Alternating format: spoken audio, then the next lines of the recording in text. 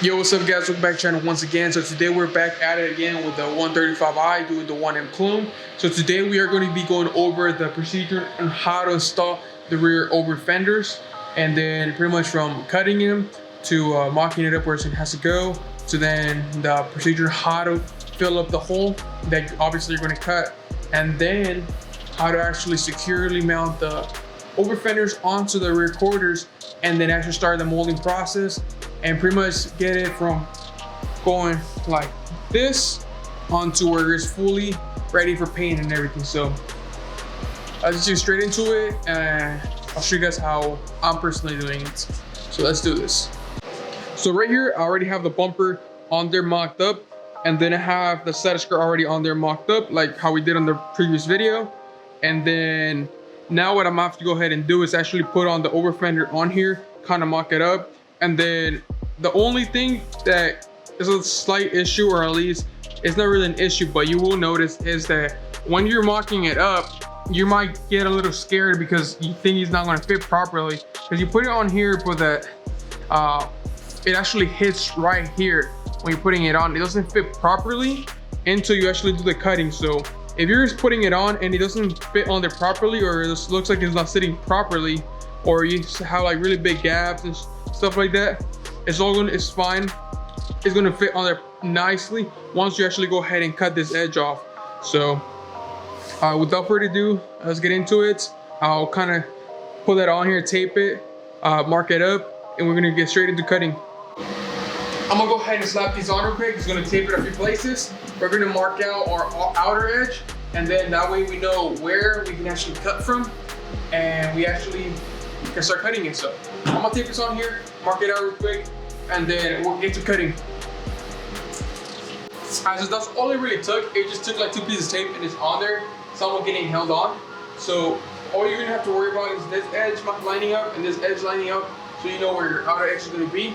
So now you're just gonna use a marker, like literally any kind of marker will work, and just mark out the edge. Typically, if this was gonna be like a riveter on Widebody, where you're not going to be actually repainting the car, or you're not going to be molding anything, you would be really careful about doing this, and you would tape the whole quarter, and just so you don't mess up the paint, and then you would mark it out on there and do all that stuff. But since you're going to be molding it, you pretty much have to get this repainted. In my case, I'm just going to respray the whole car, since I'm getting quite a few parts obviously. So you can if you want to, but it's honestly not important. Just go ahead and just, the car's gonna get sanded down and get painted again. So no really need to take the paint at this point. So mark it out, and then you're good to move on to the next step.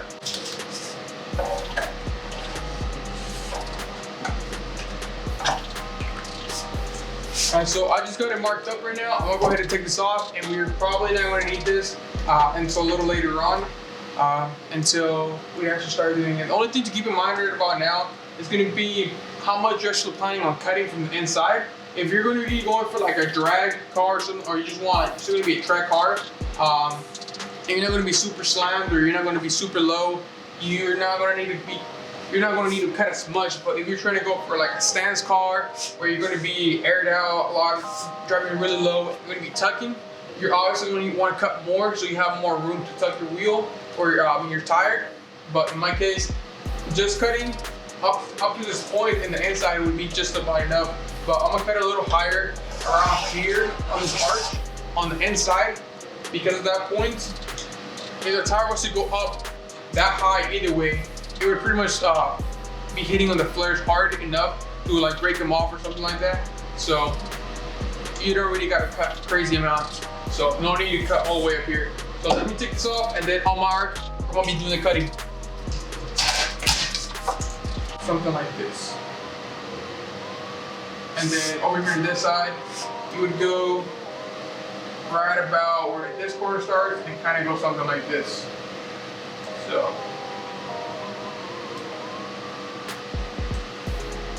something like that would work perfect. So right now, I'm gonna go ahead and take off the bumper. And this is one thing that you're gonna have to be doing quite often, is gonna be taking off the bumper and putting it back on. So I suggest you get pretty comfortable taking it off. The best way that I have found is using a razor blade and going into the where the clip goes, sliding under so you can pop the bumper off. So be comfortable taking the bumper off since you're gonna be taking it off quite a few times. Alright, so right now I already did the first cut. I ended up using the angle grinder, and pretty much right around where I told you guys, I ended up cutting the area. And I pretty much did the first cut just like that, and then I cut the bottom piece out so I could get this whole piece out, one piece, so you can kind of see underneath.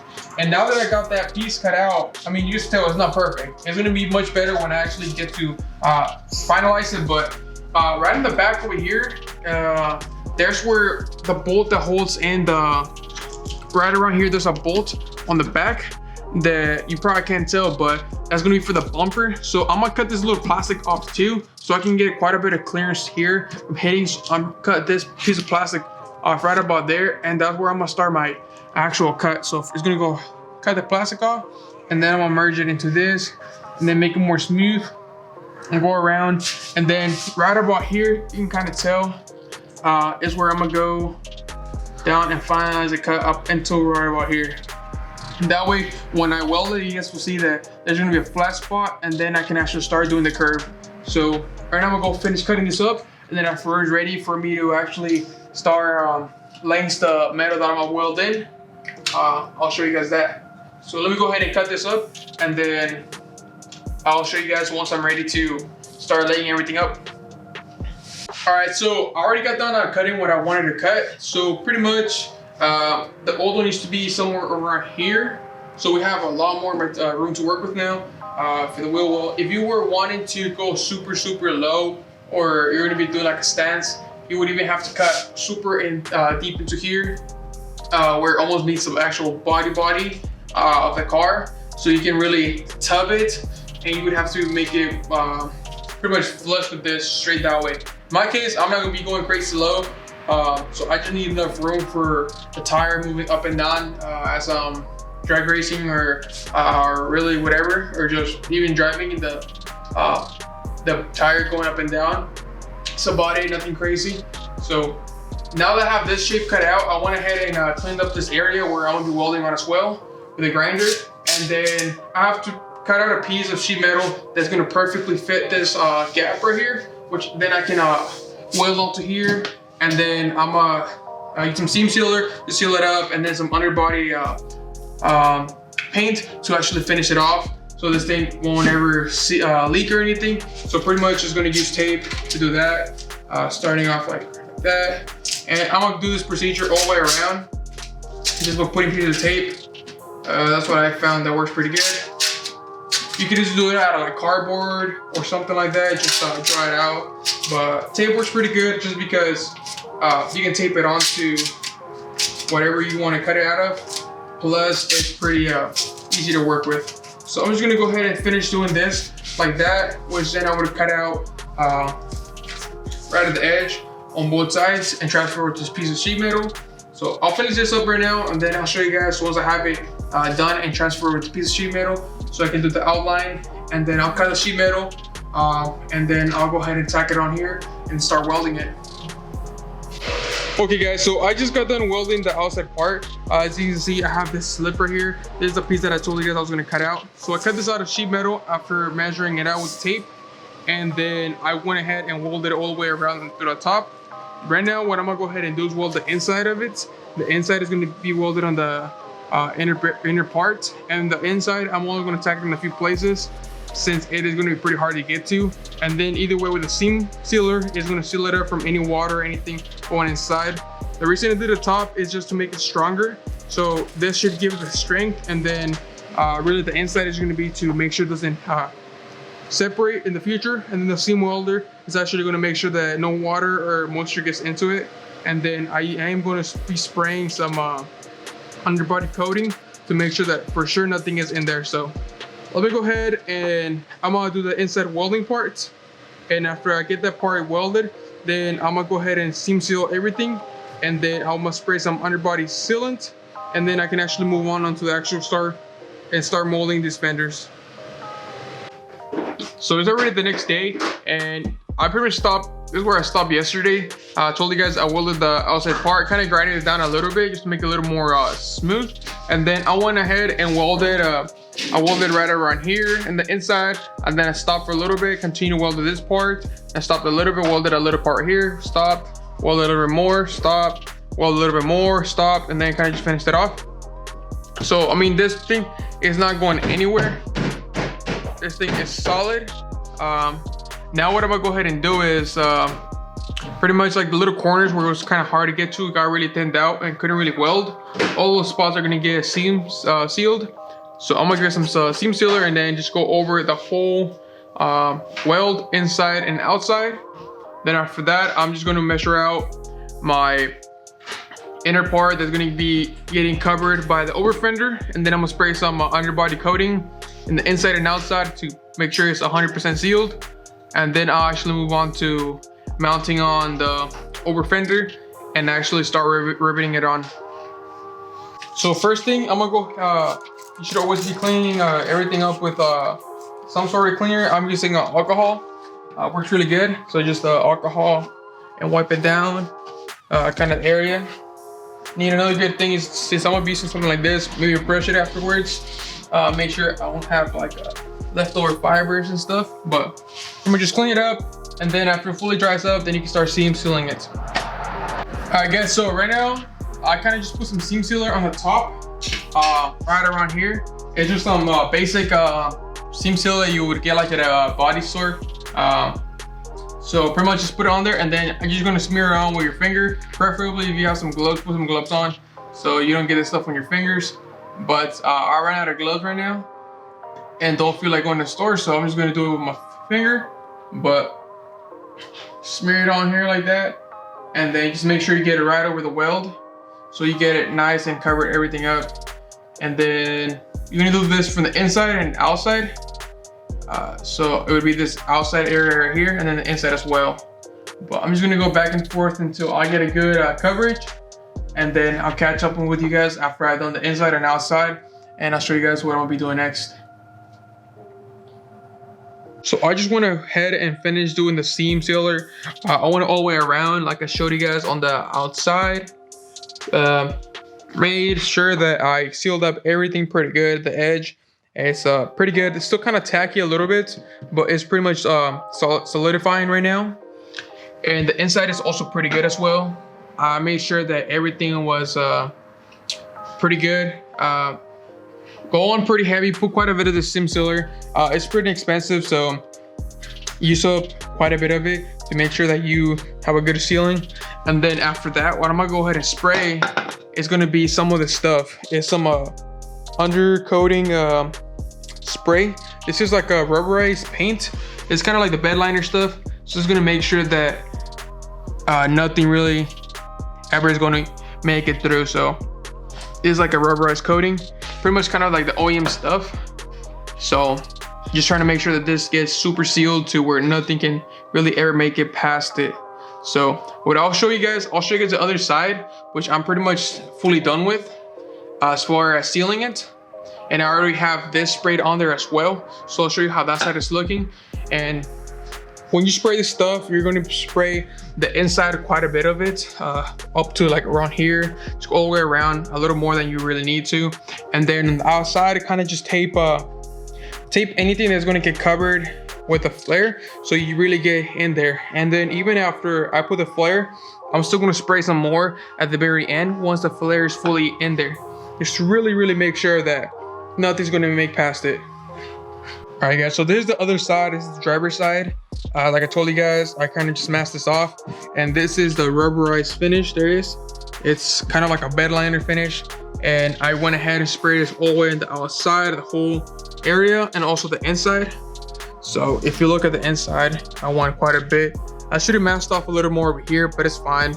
But yeah, this thing, I let it sit overnight yesterday, so this thing is pretty much done. Now I just have to set the new flare on and then start actually riveting it on and then start molding it. But yeah, this side is pretty much done already. You can see I went ahead and got some good coverage all the way on the inside and make sure that nothing looks like could possibly ever get in here. So just be super generous with this stuff, since you really don't want anything making it past this. Okay, so there's how it's kind of sitting right now. I have some tape on here to make sure it would sit perfectly flush, but since I don't have it bolted on in here yet, but I did go ahead and rivet it all the way around. So what I kind of did, I got a big drill bit and I kind of countersinked every single rivet, tiny bit, not too much, because I didn't want to get this thing too thin to where it wouldn't grab on that good, but enough to where the head of it wouldn't be sticking out too much. So it's still a little bit past them, so I'm still gonna have to do a little bit of grinding down on him, on the heads, but it's not gonna be crazy. So besides from that, everything lines up pretty good. The bottom's pretty smooth. I mean, both are super smooth. I'm going to be having to do the most work right around this area since it is much higher than the actual bumper, but that's fine. It shouldn't be too much work either way, but everything around is pretty good. And this thing, you could pull on it with your whole body and it's not going anywhere. So this thing is on here good. And then when I go ahead and use the fiberglass, I'm gonna be reinforcing it even more. So this side, pretty much good to go for now. I just gotta get the other side up to this point and then I can go ahead and start molding them. So right now I got both sides fully riveted on, as you guys can tell. Like I was telling you guys, try to make them as flush. Like right here, you can't even feel the rivets on these. So they are pretty flush, and like the other side, just like the other side, you can pull on this fender and it's not going anywhere. It's on there super good. You can pretty much do a pull up off of it if the car was on the side. It's not going to break, so on there super good. Now I'm gonna go ahead and clean everything up. Like you can tell, probably tell, it's kind of a bit of a mess on the floor. So I'm gonna clean everything up and then clean the surface as well on the car. Since I'll be doing next is gonna be prepping the metal and prepping the fiberglass for it to have for the fiberglass mesh that I'm gonna be using, and adhesive to have a good surface to bond onto. So you wipe everything down and then I'm gonna prep this down. I'm probably gonna sand this down to bare metal, or right around where I want it to, right around the edge or somewhere around here. And then the rest should be fine. So let me go ahead and start doing that, clean it up, and then I'll probably have everything prepped up and show you guys what I did. Yo guys, so I just realized this video is gonna be super long, so I decided to break it down into two parts, part 1 and part 2. This is gonna be part 1, and then part 2 should be coming out in a few days, where I'll be finishing off doing the body and getting ready for paint. So I'll be molding it and doing all that stuff. So stick around for that so you guys don't miss out on that video. So go ahead and subscribe. And in case you guys are wondering who I got these flares from, I got them from Jay. Some of you guys might already know who he is if you guys are in the BMW forums or groups, Facebook groups or anything like that. But you guys do not know who he is, I'll put his Facebook profile link down below in the description. So you guys can go add him on Facebook and hit him up and get a set for yourself if you guys are trying to do this. If you guys do, just tell him Efren sent you. And if you guys don't have Facebook, or you guys can't hit him up for some reason or doesn't let you, hit me up on Instagram. I'll accept your message and then I'll go ahead and hit him up for you guys so you guys can get a set of flares, because I believe he's the only one who's selling them. I don't really know of anybody else. So, and right now at the moment he doesn't have a website, but if he does add a website, I will also be putting it down below in the description. So once again guys, thanks for watching.